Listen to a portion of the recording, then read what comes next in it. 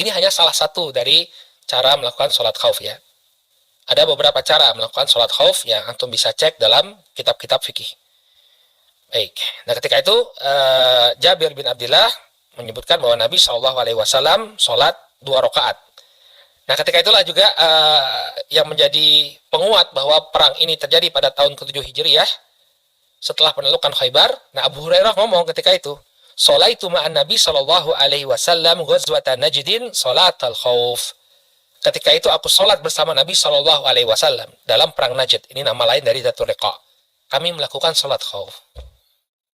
Berarti apa? Abu Hurairah juga ikut dalam peperangan Dzatul Riqa, ya, yang menunjukkan bahwa peristiwa ini terjadi pada tahun ke-7 Hijriah. Maka setelah kaum muslimin ya berhasil menyerang kantong-kantong Ghatafan, muncullah ketakutan dari pihak Ghatafan. Ya, mereka tercerai-berai dan tidak berani mengganggu kaum muslimin. Dan ini pada hakikatnya juga merupakan pembukaan ya, pembukaan penaklukan.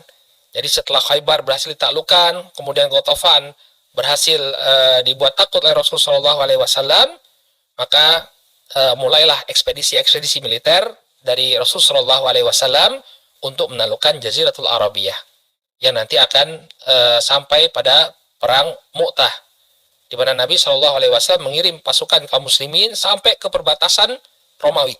Dia sampai ke negeri Syam, mendekati perbatasannya orang-orang Romawi. Ini nanti insya Allah akan kita bahas dalam rangkaian serial perang Nabi SAW.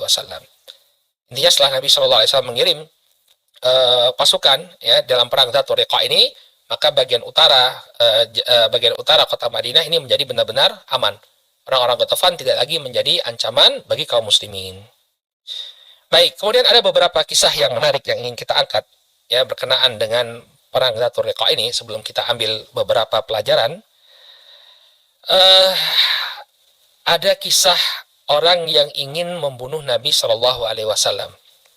Jadi setelah Nabi Alaihi Wasallam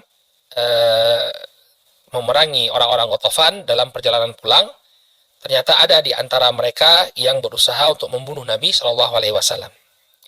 Hadisnya diriwayatkan oleh Al-Imam Al-Bukhari, ya, dan juga diriwayatkan oleh Al-Imam Ahmad. Ini yang kita sampaikan ini adalah riwayatnya Ahmad. Disebutkan, kalau saya tidak salah dari Jabir juga, ya, dari Jabir bin Abdullah, yang disebutkan bahwa qatala Rasul Shallallahu Alaihi Wasallam muhariba Khosofah. Nabi Shallallahu Alaihi Wasallam memerangi kabilah Muharib Khosofah. Ya, Muharib Khosofah disebutkan dalam Fathul Bari bahwa ini termasuk salah satu cabang dari Ghatafan. Jadi termasuk dari suku besar Ghatafan, Muharib Khosofah. Ya.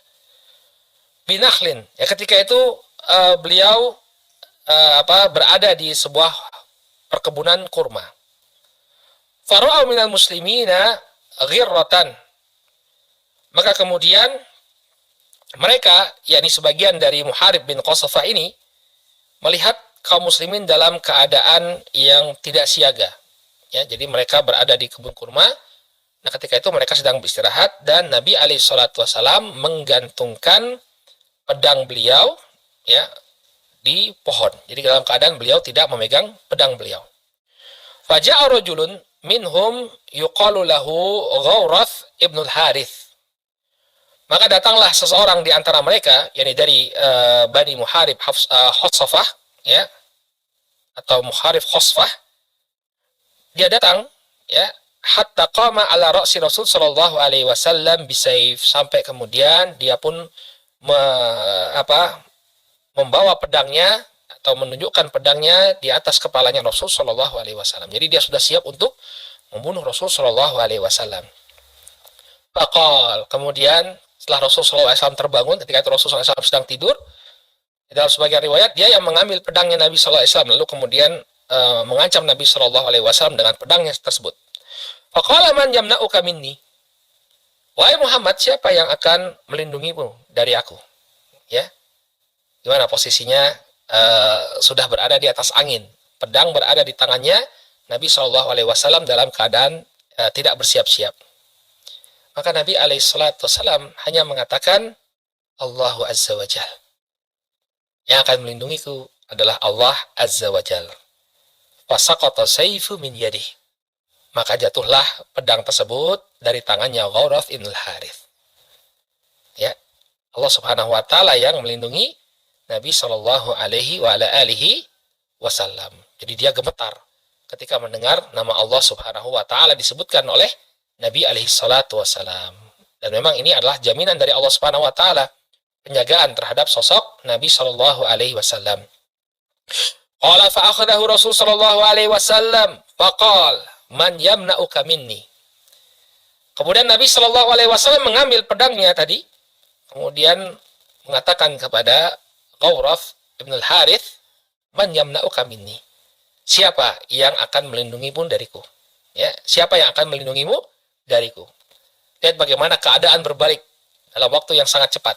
Sebelumnya Nabi SAW dalam keadaan terancam, tiba-tiba musuhnya yang diancam oleh Nabi SAW. Ya, berbeda dengan Nabi SAW yang langsung mengucapkan, siapa yang melindungimu?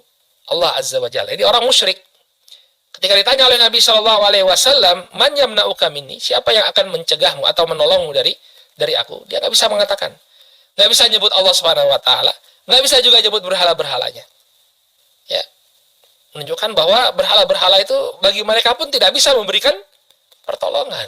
Mereka sadar bahwa apa yang mereka sembah selain Allah Subhanahu wa taala tidak bisa memberikan manfaat dan tidak bisa menolak kemudaratan sedikit pun.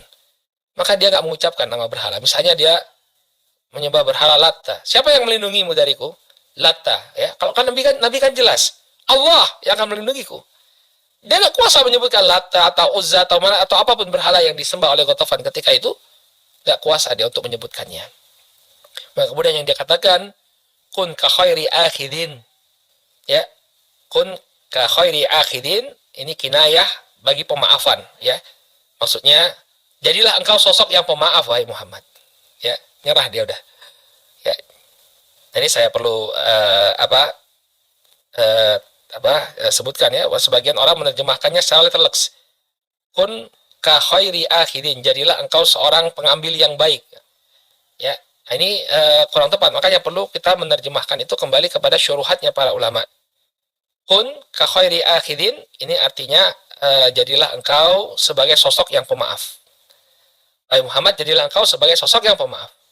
Maka kemudian Nabi SAW mengatakan kepada orang tersebut, Atashhadu an la ilaha illallah.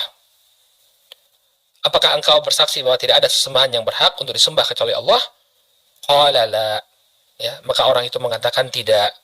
Walakinni uahiduka an la uqatilaka wala akuna ma'a qaumin yuqatilunak. Aku tidak bersaksi bahwa tidak ada sesembahan yang berhak untuk disembah kecuali Allah, namun aku berjanji kepadamu bahwa aku tidak akan memerangimu selama-lamanya. Dan aku juga tidak akan mendukung orang-orang yang memerangimu. Ya. Kemudian fakhalla sabilahu, maka Nabi Shallallahu alaihi wasallam membiarkan dia untuk kembali kepada kaumnya. Maka kemudian dia pun kembali kepada kaumnya. Disebutkan dalam riwayat bahwa dia memuji-muji Rasul Shallallahu alaihi wasallam, sesungguhnya aku baru saja bertemu dengan orang yang paling baik, yakni Rasulullah Shallallahu alaihi wasallam, dan ini yang menjadi salah satu sebab banyak di antara mereka yang kemudian masuk Islam. Ya, karena pemaafan yang diberikan oleh Nabi Shallallahu alaihi wasallam. Banyak para ulama menjelaskan bahwa terkadang pemberian maaf itu memang memberikan suatu hal yang positif ya. Kalau kita melihat ada hal yang positif yang bisa kita dapatkan dari dimaafkannya seseorang, maka kita beri maaf. Ya, seperti apa yang dilakukan oleh Rasulullah SAW kepada orang ini. Padahal orang ini baru saja ingin membunuh Rasulullah SAW, tapi diberi maaf oleh Nabi SAW, yang akhirnya kemudian dia pun menunjukkan kebaikan Nabi SAW kepada kaumnya. Tapi kalau orang yang melakukan sebuah kesalahan dan justru kalau kita maafkan, barakallahu fikum, malah menimbulkan kerusakan yang lebih parah, maka yang demikian tidak layak untuk kemudian kita maafkan. Baik. Ini kisah yang pertama yang terjadi di sekitar perang Dzatur Riqa. Kemudian kisah yang kedua adalah kisah tentang seorang sahabat yang ketika itu dipanah oleh musuh dalam keadaan dia sedang sholat. Nah, ini juga kisah yang luar biasa terjadi pada perang Dzatur Riqa.